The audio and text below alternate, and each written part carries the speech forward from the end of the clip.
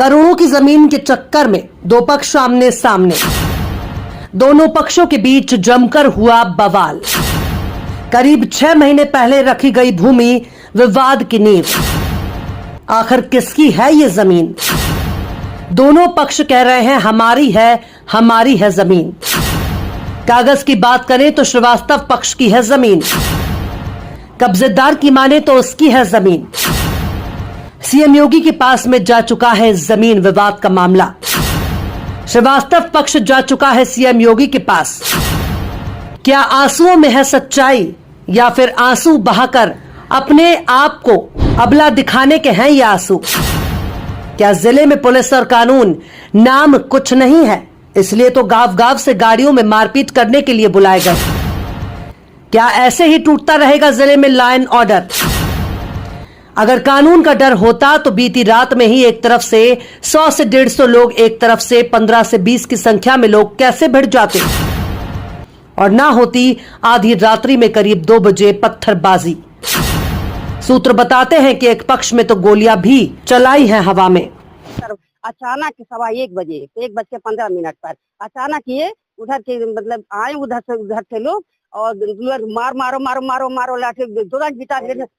अब उधर से अब आपको हम बताते चल रहे हैं कि बस्ती जिले के कोतवाली थाना क्षेत्र के पास एक रिहायशी जमीन है जिसकी कीमत करोड़ों में है, जिसको लेकर करीब 6 महीने पहले श्रीवास्तव जी और पंडित जी का पक्ष जमीन कब्जे को लेकर आमने सामने हुआ। लेकिन जिले के एक दर्जा प्राप्त मंत्री के हस्तक्षेप के बाद मामला वहीं पर रुक गया। उसके बाद मामला जा पहुंचा सीएम योगी आदित्यनाथ के जनता दरबार में। जब जनता दरबार में मामला पहुंचा तो सीएम योगी ने जनता दरबार में आए शिकायत को देखते हुए जिले के अधिकारियों को जांच का आदेश दिया। जांच में एसडीएम, सीओ सहित टीम गठित हुई। दोनों पक्षों की सहमति से मौके पर पैमाइश की गई। पैमाइश की जांच आदेश आने के बाद श्रीवास्तव पक्ष का पल्ला भारी हो गया और आदेश होने के बाद वो मौके पर पहुंचे और जमीन पर बुलडोजर लेकर कब्जा करने लगे।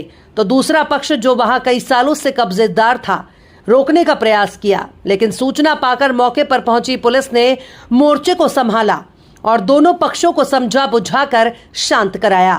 श्रीवास्तव की पुत्री, बड़ी बेटी हूँ।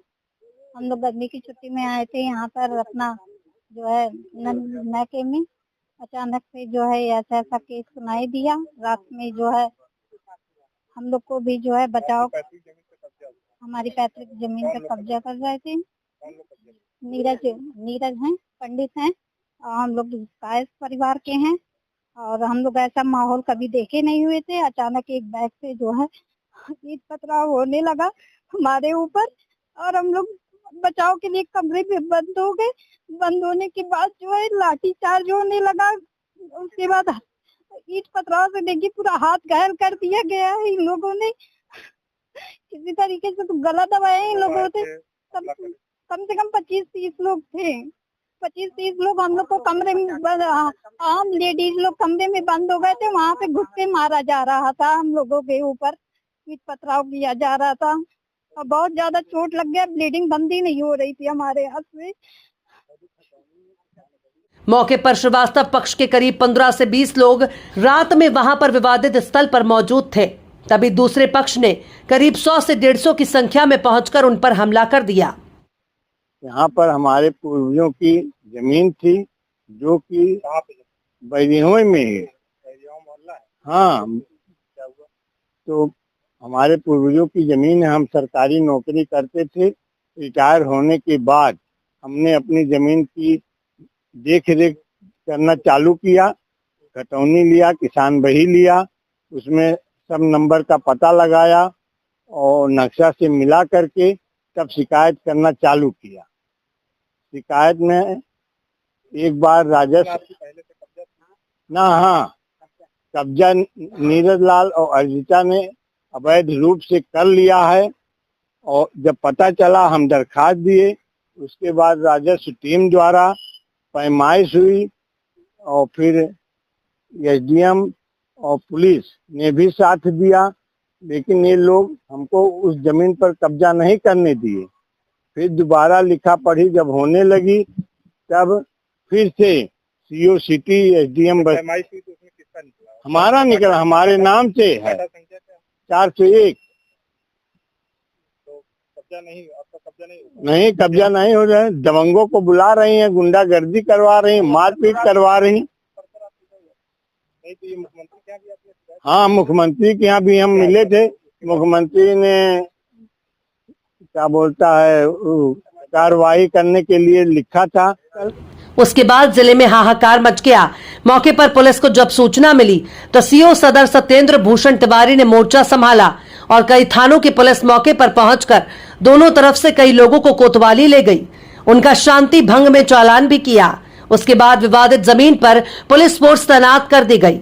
दोनों पक्षों में कोई पक्ष वहां पर मौजूद नहीं था। फिर पंडित जी का जो पक्ष था वो मंडला आयुक्त के पास पहुंचा और उन्होंने डीएम से रिपोर्ट मांगी।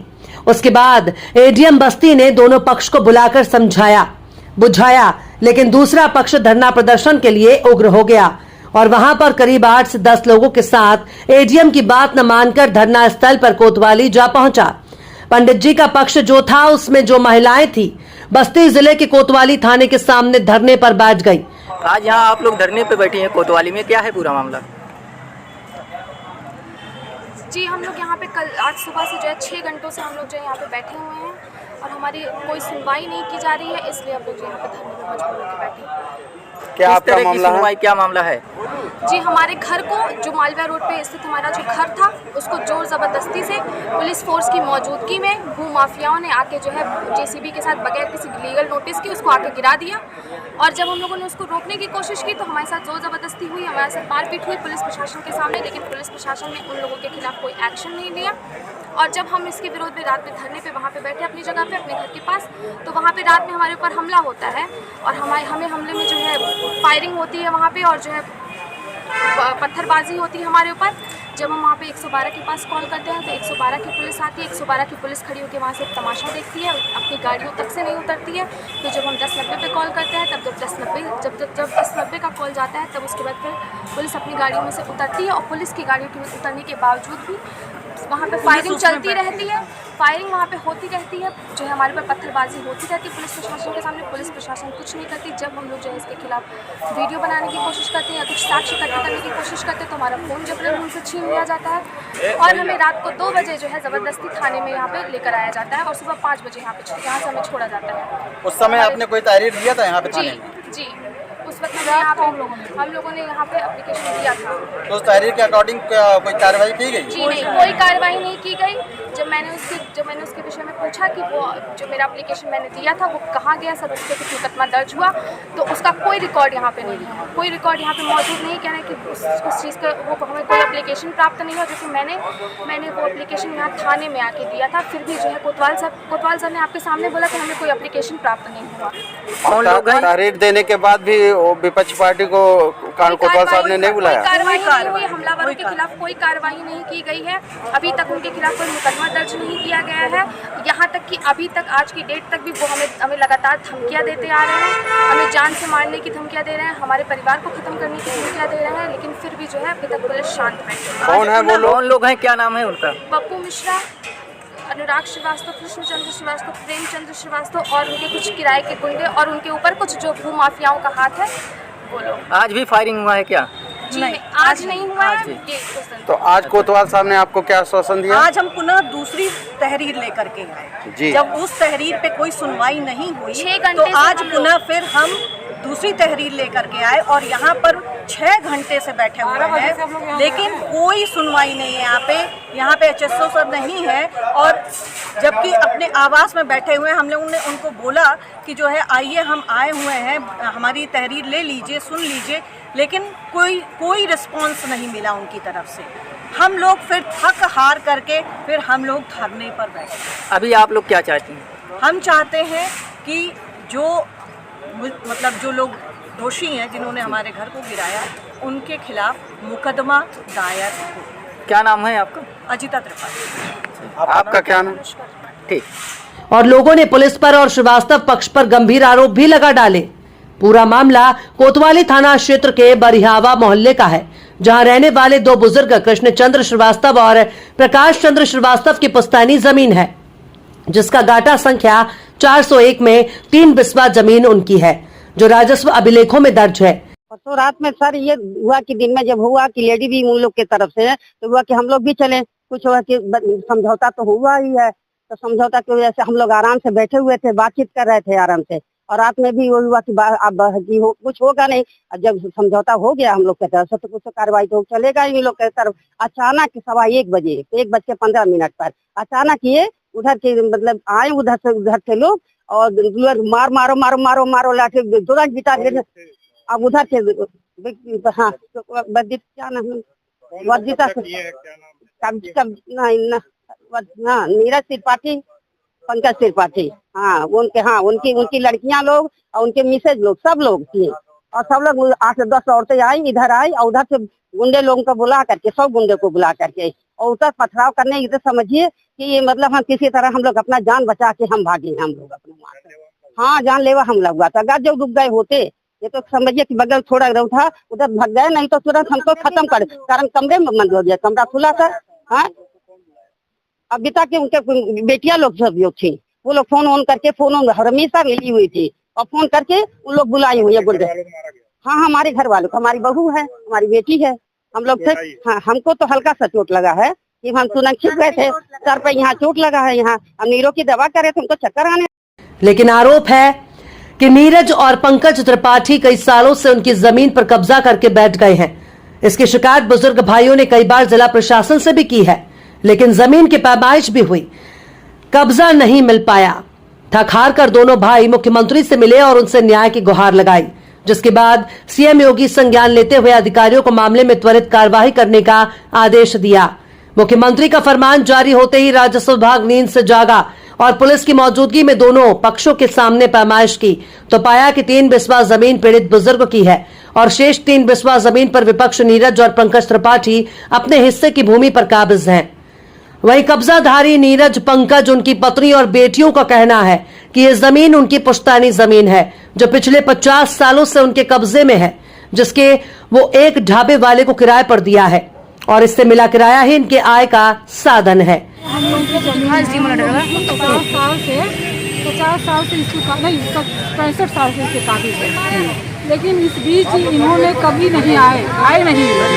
ये भी निर्माण काम हुआ, वहाँ भी कुछ बना, ये लोग कभी भी आए दखल नहीं दिए कि मेरी जमीन है। अभी थोड़े महीने से 4-5 महीने से ये इन लोगों ने खतौनी लेके घूम रहा है, जिससे बैनामा और सारी रजिस्ट्री हम लोगों के पास है। कब्जेदारियों की बेटियों ने दिन में जमीन कब्जा होने का वीडियो बनाया और आंसू बहाते हुए मुख्यमंत्री का आदेश मानने से मना कर दिया। मालविया रोड पे किरण सर्जिकल के सामने यहाँ पे हम लोग की जमीन है, जिसपे हम लोग का 50 सालों से कब्जा है।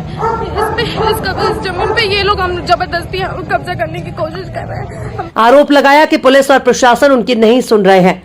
बस फिर क्या था, प्रशासन ने जमीन मालिक को कार्य करने से रोक दिया और रात होते ही इन्हीं बेटियों का असली रूप सामने आया। 100 से 150 से अधिक गुंडों को बुलाकर जमीन मालिक और उनके परिवार पर जानलेवा हमला करवा दिया, जिससे कई लोग घायल हैं। जिस दिन हमारा कब्जा होना था, दिन इन्होंने होने दे दिया जी। क्या हुआ था सर कि ये हमारी अपनी जमीन है, इन्होंने भूमाफिया है, इन्होंने कब्जा कर लिया। वो हमें जमीन हमें अपनी चाहिए हमारी जमीन, पर इन्होंने दंगेबाजी फसादी ये सब करने लग गए थे। किसी तरह सब समझौता वगैरह हुआ तो हम अपनी वहाँ की उनकी दीवार गिरवा के जो बाउंड्री थी उनको गिराए, फिर हम अपनी दीवार उठवाना चाहे पर उन्होंने रुकवा दिया। लेडीज वहाँ लेट गई, बैठ गई, जिससे हो नहीं पाया कुछ भी। ये हुआ कि शाम तक पुलिस ने भी कहा आप वो शांति बनाए रखे। हम सब शांति, पुलिस के कहने पे हम सब शांति बनाए रखे और वैसे भी हम दंगा फसाद नहीं करते, वही कर रहे थे। पर उन्होंने बदतमीजी, रात में 1-1:30 बज रहे थे, ऐसे कुछ बज रहा था, उस समय इन्होंने कई गुंडे बुलवाए और पथराव करा, जिसके उसमें सर कम से कम 80-100 इसने तो होंगे, अब गिन नहीं सके, पर बहुत लोग थे, अंधेरा था। सर उस समय ये हुआ था, GS जो अस्पताल है वहाँ की स्ट्रीट लाइट है, वहाँ पे लाइटें थी, जो किरण सर्जिकल के सामने थी वहाँ पे स्ट्रीट लाइट कोई नहीं जल रही थी, काट दी गई थी सर। और अगली बगली सब जगह लाइट थी, सिर्फ वही किरण सर्जिकल के सामने लाइट नहीं थी। उसी का फायदा उठा के उन्होंने गुंडे बंदास बुला के सब आराम कर रहे थे। जिस तरह सरकार ने बोला था शांति बनाए रखे, हमने शांति बनाई थी, पर उन्होंने शांति नहीं बनाई थी। उन्होंने पथराव करा, उसके एवज में मेरे को चोट लगी, मेरे भाइयों को चोट लगी, मेरे फादर को चोट लगी, जान से मारने का हमला किया था। बहुत नहीं हो रहा, वो नहीं कर रहे, हम सब कर रहे हैं, शांति बनाए, और वो लोग नहीं कर रहे। वो जो पंडित लोग हैं, नीरज मिश्रा क्या नाम है, और सोनू मिश्रा, ये सब कोई वो नहीं है इनके पास। हमारी तरफ से प्रशासन भी उनपे वो नीरज पंडित है, कोई नीरज त्रिपाठी, उनका कब्जा है, पर है जमीन हमारी। हम अपनी चीज लेने चाह रहे तो हमको लेने नहीं दे रहे। जी हमारा नाम है, जी जी जी, सब चीज में हमारा नाम है।